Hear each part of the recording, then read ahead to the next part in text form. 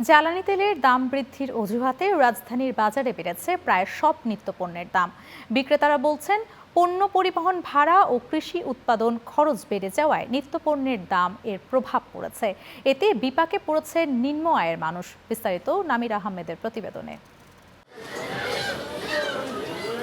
রাজধানীর পলাশী বাজারে সকাল থেকে ক্রেতাদের ভিড়, তবে সেই ভিড়ের ভেতরেও অস্বস্তি স্পষ্ট। প্রায় সবার মুখেই একই প্রশ্ন, দাম এত বাড়ছে কেন? কাঁচা বাজার থেকে শুরু করে চাল, ডাল, তেল, সবজি, মাছ, মাংস প্রায় সবকিছুরই দাম আকাশচুম্বী। ক্রেতারা বলছেন, পণ্যের দাম বেড়ে যাওয়ায় নিম্ন ও মধ্যবিত্তের সংসার চালানো এখন আরো কঠিন হয়ে উঠেছে। আয় আর ব্যয়ের হিসাব এখন আর মিলছে না। বাজারপত্র এইভাবে দিন দিন বাড়তেছে এবং তরু তরকারি সব কিছু নিয়ে বাড়তেছে। সরকার বিবেচনা করে তাহলে একটু কমতে থাকবে, তাহলে সাধারণত মানুষ খাইতে পারবে, বাঁচতে পারবে। তেলের দাম বাড়ানো আরও বাড়ছে, এতে আমাদের ক্রয় ক্ষমতার বাইরে চলে গেছে সব কিছু।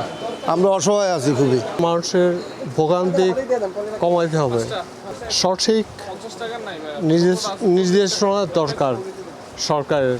বিক্রেতাদের দাবি, আগে যে খরচে পণ্য আনা হতো এখন তার চেয়ে অনেক বেশি লাগে, যার প্রভাব পড়েছে নিত্যপণ্যের দামেও। কাস্টমার কম, বিক্রিও হইতেছে না।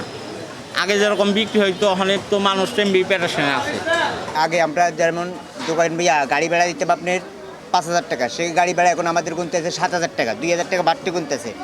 ওই 2,000 টাকা আমাদের মালের থেকে উঠে দিব, আর আমি আপনার মালের থেকে উঠলে আমি আপনার থেকেই উঠে দিব। এখন মনে করেন আপনি যদি আমার তো একটা বেশি না, আমি আরেকজন তার একটা বেশি নিই, কারণ সবাই এটাই গুনতেছে বাড়তি, এখন সবাই আনতেছে, সবাই গুনতেছে বাড়তি। সব মিলিয়ে নিত্যপণ্যের এই ঊর্ধ্বমুখী বাজারে সবচেয়ে বেশি চাপে পড়েছেন সাধারণ মানুষ। বিশেষ করে সীমিত আয়ের মানুষগুলো প্রতিদিনই নতুন করে হিসাব কষতে বাধ্য হচ্ছেন। নামির আহমেদ, চ্যানেল 9, ঢাকা।